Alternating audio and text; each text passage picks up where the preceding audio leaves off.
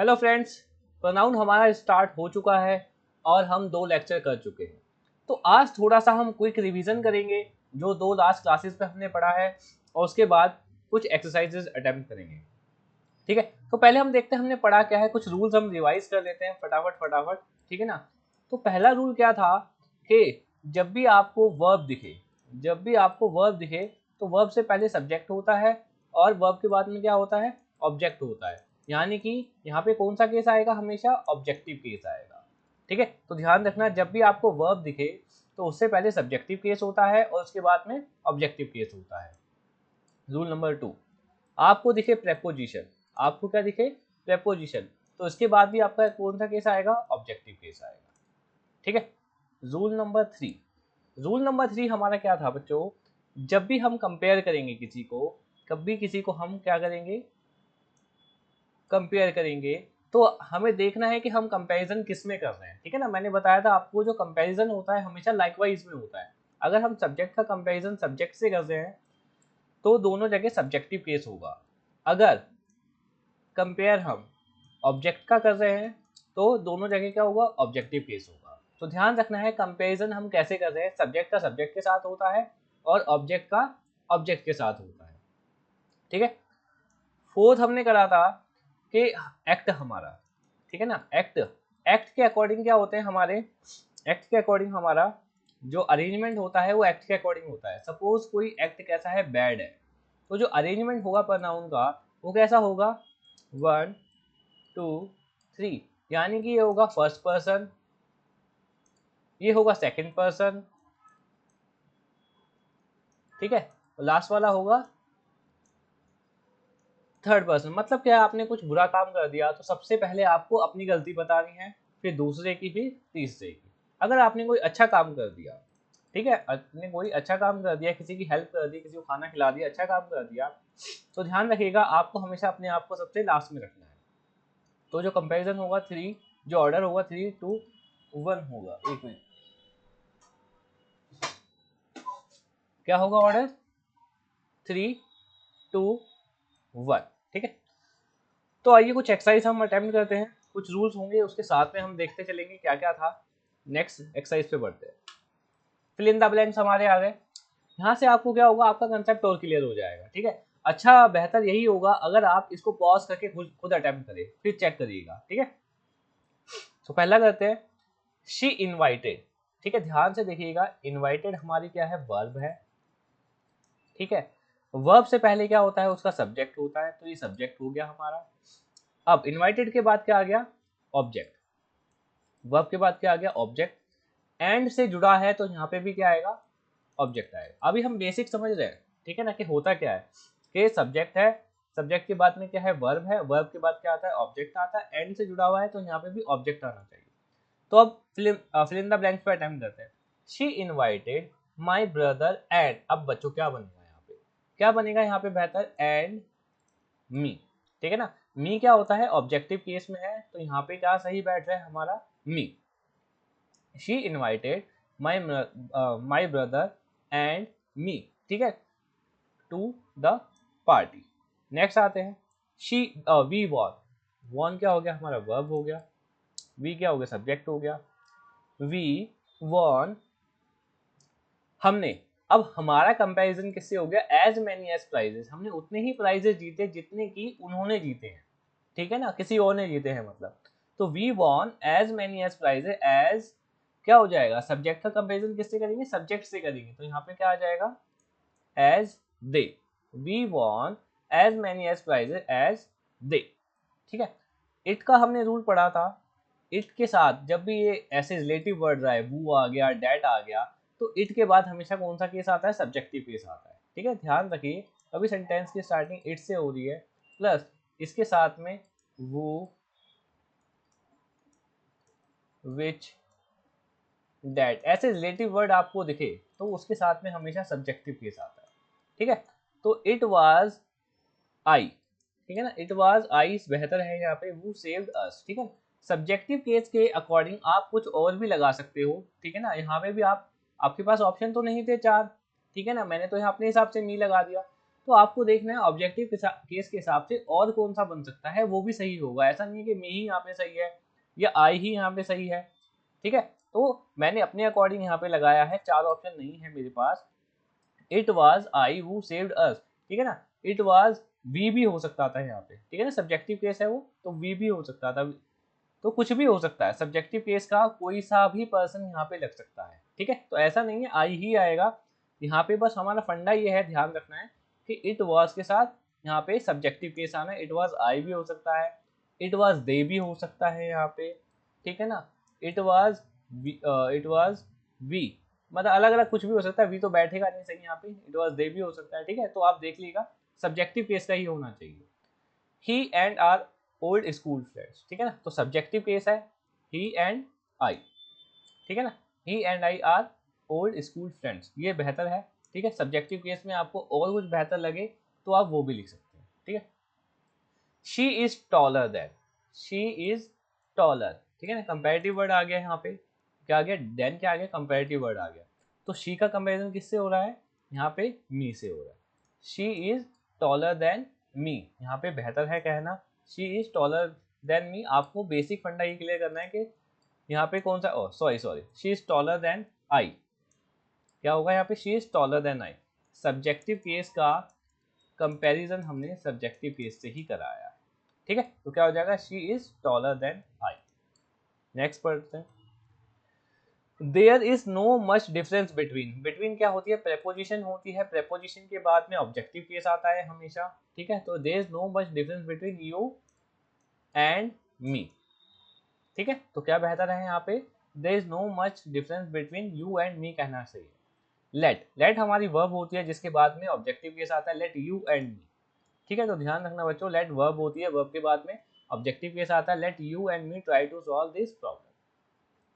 The baby has torn, ठीक है ना, बेबी ने अपने क्या कर लिए, कपड़े फाड़ लिए। तो यहाँ पे क्या बेहतर है कहना, इट्स, ठीक है। The baby has torn it's clothes. He loves you more then, ठीक है ना, ही, अब देखो यहाँ पे क्या कह रहा है, ही है, ठीक है ना, ये पर्सन है, किसको कह रहा है, ही लव्स यू, ही यहाँ पे पर्सन है, ये कह रहा है इसको, इस पर्सन को कह रहा है he loves you more then, ठीक है ना, मोर देन कंपैरेटिव वर्ड आ गया। अब यहाँ पे इसको और इसको कंपेयर किया जा रहा है, ठीक है ना, जो हमारा ही था उसको किसी और से कंपेयर किया जा रहा है। मैं कह रहा हूँ कि ये ही loves you more then this, ठीक है। तो मैंने क्या करा, यहाँ पे इस बंदे को इससे कंपेयर करा है, और ही जो है मेरा यहाँ पे क्या है, सब्जेक्टिव केस है। तो यहाँ पे जो बंदा होगा उसको भी सब्जेक्टिव केस में ही रखना पड़ेगा कंपैरिजन के लिए। तो he loves you more than I कहना ठीक रहेगा, ठीक है। He loves you more than I भी कह सकते हैं, सब्जेक्टिव केस में आप इसे वी भी कह सकते हैं, ठीक है। और भी कुछ हो तो देख लेते। माई uncle ask my brother and, ठीक है, माई अंकल आस्क, आस्क का मतलब क्या है यहाँ पे ये वर्ब हो गया। तो वर्ब के बाद में जो भी आएगा वो ऑब्जेक्ट बनेगा, तो ये ऑब्जेक्ट हो गया, तो अगला भी क्या हो जाएगा, ऑब्जेक्ट होना चाहिए, जो कि ऑब्जेक्टिव केस में होना चाहिए। My uncle ask my brother and me to dinner. ध्यान रखना है, बार बार आपको कह रहा हूँ, मैं ये जो लगा रहा हूँ अपने हिसाब से लगा रहा हूँ, मी, इट्स, आई, वी, ठीक है, सिर्फ पर्सन के हिसाब से। हमारा बेसिक फंडा क्या है, ध्यान रखना कि पर्सन कौन सा आएगा। बार बार मैं आपको ये बता रहा हूँ कि हमें क्या याद रखना है कि पर्सन कौन सा आएगा, बस यही मेरा फंडा है क्लियर कराने का आपको। ये मत देखना कि भैया आपने आई क्यों लगा दिया यहाँ पे, आपने वी क्यों नहीं लगाया, नहीं। बेसिक फंडा यह है कि कंपेरिजन किससे हो रहा है वो आपको समझ आ रहा है नहीं आ रहा, ठीक है। नेक्स्ट बढ़ते हैं आगे।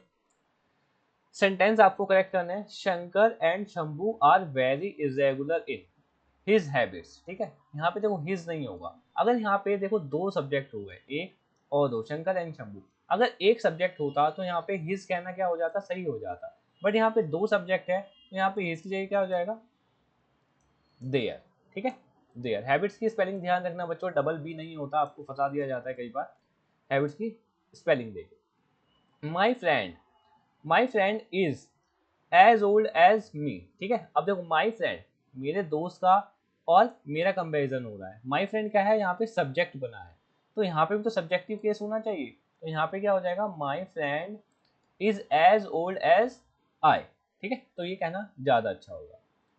इट वाज ही, देखो यहाँ पे क्या आ गया, कंपेरेटिव वर्ड आ गया, और सेंटेंस स्टार्ट हो रहा है इससे, तो जब भी ऐसा सेंटेंस होता है तो हम क्या यूज करते हैं, subjective case. It was he who began the quarrel, you and I have done your duty. ठीक है, देखो ड्यूटी कर ली दोनों ने, ड्यूटी करी है तो कैसा एक्ट होगा, ये गुड एक्ट होगा। तो गुड एक्ट के अंदर जो सीक्वेंस होता है वो हमारा क्या होता है, 2 3 1, यानी कि 2 3 1 के हिसाब से 2 सही है हमारा, ठीक है ना, सेकंड पर्सन होता है, थर्ड पर्सन है ही नहीं, आई, ठीक है, ये फर्स्ट पर्सन है। तो ये तो अरेंजमेंट हमारा एकदम ओके है। आगे आते हैं हम अपने प्रोनाउन पे। You and I have done your, तो यहाँ पे देखो क्या लिखा हुआ है, यूअर। मैंने आपको बताया था अगर किसी सेंटेंस के अंदर स्पीकर, लिसनर, नॉन एक्टिव, ठीक है ना, इसको देखना होता है आपको। अगर किसी सेंटेंस में स्पीकर है जो कि होता है आई या वी, ठीक है, लिसनर को इग्नोर कर देंगे, इसको भी इग्नोर कर देंगे, और हम जो प्रोनाउन आएगा वो क्या हो जाएगा, आर हो जाएगा। अगर स्पीकर है ही नहीं सेंटेंस के अंदर और हमारा लिसनर है, ठीक है ना, लिसनर क्या होगा, यू है हमारा, तो इसको हम क्या करेंगे, इग्नोर कर देंगे, और क्या आ जाएगा, प्रोनाउन हो जाएगा यूअर। अगर सेंटेंस में ये भी नहीं है, ये भी नहीं है, और लास्ट ये बचा है, ठीक है ना, ही शी इट दे, ये बचा है, तो क्या बन जाता है यहाँ पे, देयर। तो यहाँ पे हम देखेंगे, यहाँ पे फर्स्ट पर्सन है यानी कि स्पीकर है, स्पीकर है तो यहाँ पे क्या हो जाएगा, आर, ठीक है, our duty. I and you must work together, ठीक है ना, मस्ट वर्क टुगेदर पॉजिटिव बात है, अच्छी बात है। 2 3 1 होना चाहिए ऑर्डर, तो यानी कि यू को पहले होना चाहिए, ठीक है ना, किसको होना चाहिए पहले, यू एंड आई, ये सही होगा, ठीक है। Nobody will help you but I, ठीक है ना। अब मैंने आपको बट का मतलब समझाया था, बट के दो मतलब होते हैं, एक तो होता है लेकिन किंतु परंतु, लेकिन किंतु परंतु, ठीक है, देख लेना। जब लेकिन किंतु परंतु होता है बट, तो तब बनता है बट कंजंक्शन। बट जब बट का मतलब होता है के अलावा, जब बट का मतलब क्या होता है, के अलावा, तो ये बनता है प्रेपोजिशन, और प्रेपोजिशन के बाद कौन सा केस आता है, ऑब्जेक्टिव केस। तो nobody will help you but I, मतलब मेरे अलावा तुम्हारी कोई मदद नहीं करेगा, तो क्या हो जाएगा, प्रेपोजिशन के बाद ऑब्जेक्टिव केस आता है, तो बट मी हो जाएगा।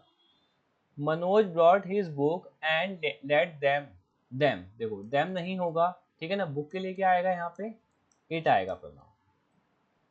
आई love you as much as she, अब सपोज करो यहाँ पे कौन है भाई साहब तुम्हारा, इसको तुम जानते ही होंगे, ये आपका अरमान मलिक, ठीक है ना, सब जानते हो मुझे पता है, किसी को जानो ना जानो, रूल 1 2 3 जानो ना जानो, अरमान मलिक को सब जानते हैं, क्यों, क्योंकि इसके पास क्या है, 2 बीवी है, उसके पास क्या है भाई, 2 बीवी है। अब अरमान मलिक अपनी एक बीवी को कह रहा है कि मैं तुम्हें उतना ही प्यार करता हूँ जितना इससे करता हूँ, ठीक है। तो अरमान मलिक अपनी बीवी को क्या कह रहा है, मैं तुम्हें उतना ही प्यार करता हूँ जितना मैं इससे कर रहा हूँ। तो अरमान मलिक क्या था, यहाँ पे सब्जेक्ट था, मगर इस सब्जेक्ट ने क्या करा, इस ऑब्जेक्ट का कंपैरिजन करा इस ऑब्जेक्ट के साथ, ठीक है। लव ये वर्ब है यहाँ पे, ठीक है ना, तो उसके बाद क्या आएंगे, ऑब्जेक्टिव केस आएंगे, तो आई तो हो गया हमारा सब्जेक्टिव केस में, ठीक है, मगर इसने कंपैरिजन इन दोनों का करा, तो ये दोनों क्या हो जाएंगे, सब ऑब्जेक्टिव केस में हो जाएंगे, ठीक है। अरमान मलिक ने कंपैरिजन खुद का नहीं करा, ठीक है। अगर ये कहता कि मैं तुमसे उतना ही प्यार करता हूँ जितना तुम मुझसे करती हो, तब क्या हो जाते, दोनों सब्जेक्टिव केस में हो जाते। बट अरमान मलिक कह रहा है कि भाई साहब मैं तुमसे उतना प्यार करता हूँ जितना मैं इस वाली से कर रहा हूँ, ठीक है। तो I love you as much as she की जगह क्या हो जाएगा, ऑब्जेक्टिव केस में हर, ठीक है। इट वाज मी, ठीक है, तो वही इट वाज आई हो जाएगा। He told Vikas and, Vikas told क्या हो गया यहाँ पे बच्चों, वर्ब हो गया, वर्ब से पहले सब्जेक्ट हो गया हमारा सब्जेक्टिव केस। अब वर्ब के बाद में क्या आता है, ऑब्जेक्टिव केस आता है, ये ऑब्जेक्ट हो गया, और ये भी ऑब्जेक्टिव केस में होना चाहिए हमारा, एंड से जुड़े हैं तो दोनों ऑब्जेक्टिव केस में हो जाएंगे, तो एंड मी हो जाएगा। I you and he must have the poor, आप हेल्प कर रहे हो, आप गुड एक्ट कर रहे हो, आप अच्छा काम कर रहे हो, मस्त काम कर रहे हो, तो भाई साहब आपका क्या हो जाएगा ऑर्डर, 2 3 1, तो 2 3 1 के हिसाब से यू पहले आएगा, ही एंड आई, ये आपका एक परफेक्ट ऑर्डर बन जाएगा, ठीक है। सपोज अगर आगे प्रोनाउन भी यूज करना होता तो हम आई को देख के हम क्या यूज कर देते, आर कर देते, ठीक है। आगे बढ़ते हैं।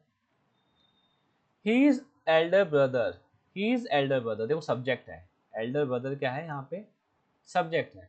Is more intelligent than, than क्या है, कंपैरेटिव वर्ड है, हिज एल्डर ब्रदर सेंटेंस की स्टार्टिंग में आके सब्जेक्ट बना है, तो सब्जेक्ट का कंपैरिजन सब्जेक्ट से ही होगा, हिम ना होके क्या हो जाएगा, ही हो जाएगा। ठीक है, कंपैरिजन किस में हो रहा है, एल्डर ब्रदर में और हिम में। तो एल्डर ब्रदर यहाँ पे सब्जेक्ट के रूप में आया है, तो सब्जेक्टिव केस में है, इसलिए इसका कंपैरिजन भी सब्जेक्टिव केस से ही होगा, जो कि है हो जाएगा ही। The party chief and the prime minister express his, देखो यहाँ पे हिज नहीं होगा, यहाँ पे दो बंदे, पार्टी चीफ हो गया, प्राइम मिनिस्टर हो गया, तो क्या हो जाएगा, देयर व्यूज, क्या हो जाएगा, देयर व्यूज।